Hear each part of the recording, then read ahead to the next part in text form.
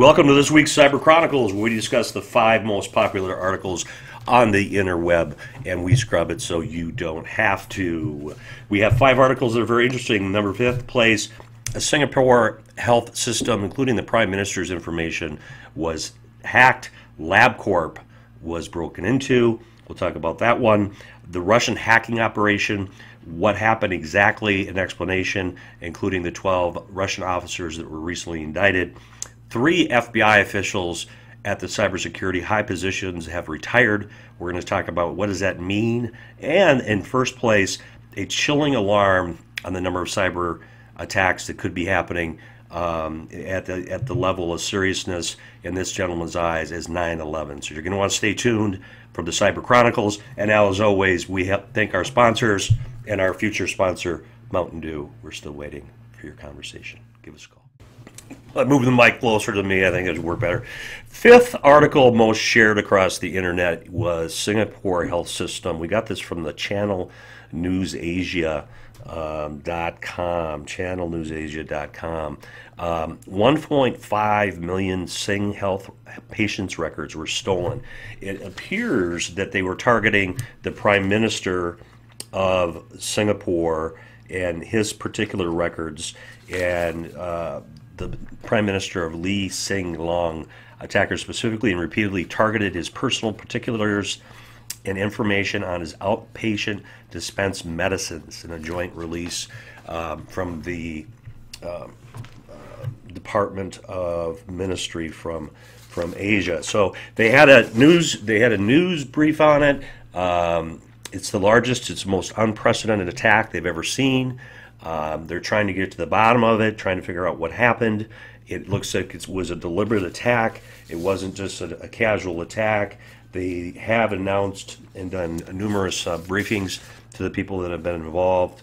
The good news is, let's see here if I read it correctly, hackers began stealing information on June 27th. July 4th, they noticed the activity. So the time from detection to taking action was relatively fast. July 10th, cyber attacks were flagged to the authorities, and additional controls on workstations and servers were introduced, as well as resetting system accounts, passwords, and all those sort of things. And now they are going through the 1.5 million patients who visited these outpatient clinics between May 1st, 2015 and July 4th, 2014, and that includes the Prime Minister, and letting them know that their health records have been compromised. So that was our 5th most shared article across the interweb for the week of July 22nd. All right, in 4th place, by the way, if the lighting looks a little bit different, as I forgot to turn on these, I don't know, these lights that you're supposed to use for video podcasting. By the way, it's hotter than crap in here. But in 4th place, hackers broke into LabCorp. Not familiar with LabCorp. That's where all of us go. Not all of us, but most companies send employees to go there for drug testing, urine analysis.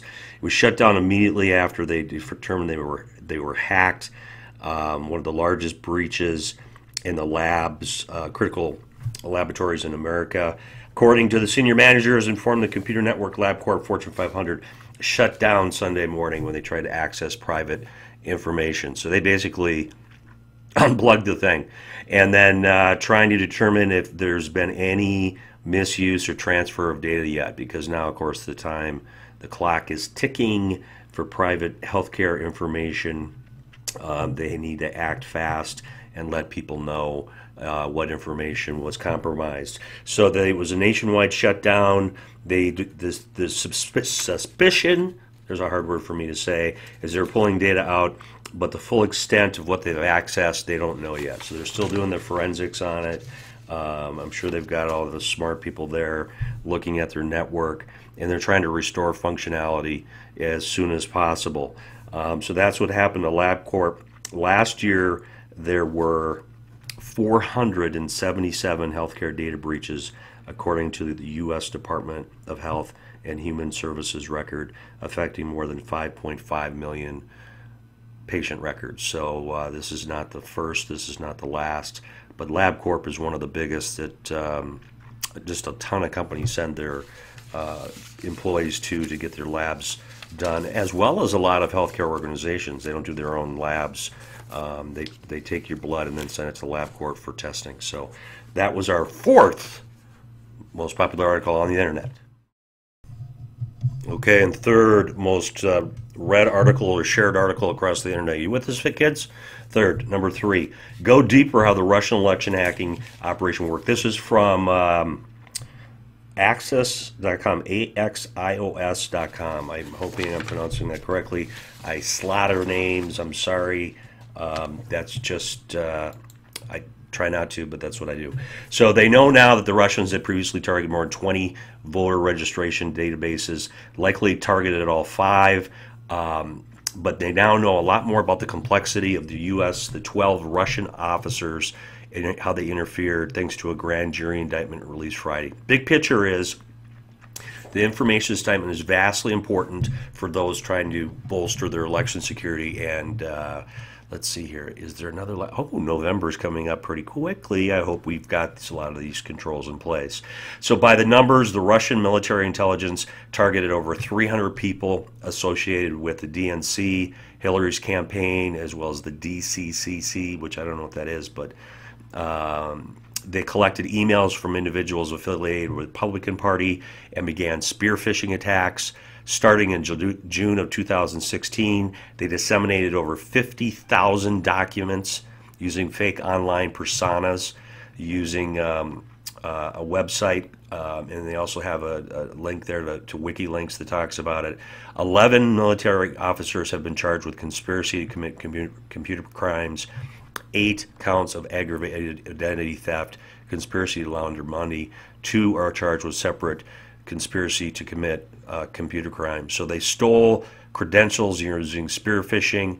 They used malware to transfer information, and they gained access to over 33 computers at the DNC, installed all kinds of malware, key logs, screenshots, stole thousands of emails from the DNC, and then they made extensive efforts to conceal their hack. The election meddling, they stole information of approximately 500,000 voters, including names, social security numbers, birth dates, and driver's license. And then they also developed fake personas, aliases, to disseminate the stolen information in exchange for Bitcoin for their activity. And they actually named some of the people on here. And it's interesting, one name on there is a guy I personally know. I'm sure it's not the real guy, but it's a guy that I really know, that's someone with that name. I'm not going to say that name because that would be wrong. But interesting article. We'll have the link on our page below on how this article goes into how the Russian election hacking operation started, how it began, and how they got to the point to where they were in affecting our U.S. elections. Great read, great article. I'd definitely take a look at it. Okay, we're ready up to our second most popular article shared on the internet last week. The 3 top FBI cyber officials are set to retire. It's kind of an interesting article. I mean, it's the retiring, quote unquote, but for example here, the deputy Howard Marshall deputy left recent weeks, just accepted a job at Accenture consulting firm, expanding its cybersecurity portfolio. So Scott Smith, his assistant FBI director, who also runs the cybersecurity division, is expected also to go to the private sector. And David Resch, executive assistant director of the FBI, is departing the bureau as well. So it looks like they're just leaving the public sector to go to the private sector. Obviously, with the amount of breaches and the amount of money that is flowing, these are it's pretty lucrative to make moves like this. So, but it's a serious thing because we need these top security people at the top of our federal government, and we probably need to come to grips, in my personal opinion, that we're going to need to pay people commensurate, close to what the private sector pays, even though they are in the public sector, because what they're doing is vitally important to the interest of the United States. So that's just my little take on it. And we're going to move on to the number one article of the week. You're not going to want to miss this. But before we get to that, we're going to thank our sponsor and listen to this video. It will change your life. This episode of the Cyber Chronicle is brought to you by Focus Point Technologies, a Minnesota-based woman-owned cybersecurity solutions provider. Founded on the belief that the market is vastly underserved, we are putting the value back in VAR. Please call us at 651-330-5521 or find us on the World Wide Web at www.focuspointtechnologies.com.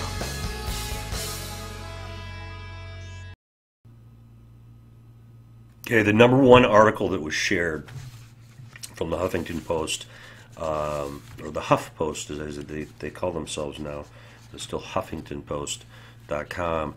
The American Director of National Intelligence issued a disturbing red alert about dangerous new levels of cyber warfare in the U.S. The danger signs, these are his words, are as serious as the early warnings at the 9/11 that were ignored. I'm here to say, and this is Coates saying, the warning lights are blinking red again. I believe we're at a critical point. The digital infrastructure is literally under attack. We've been talking about this for a while. Again, they've had just recently charged, indicted 12 Russian intelligence officers, accusing them of hacking the DNC, the Democratic National Committee, to effect to manipulate the 2016 election.